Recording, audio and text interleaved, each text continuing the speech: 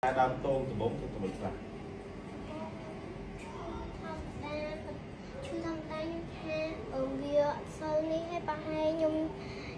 នេះប្រហែលខ្ញុំយកដៃយកខ្វែងទៅឈើតែបងអូនខ្ញុំវាអោបខ្ញុំចឹងទៅ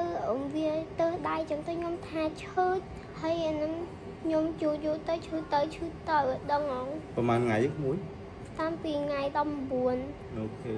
ឡូវមួយមើលតំណុកណាពុំមើលឲ្យ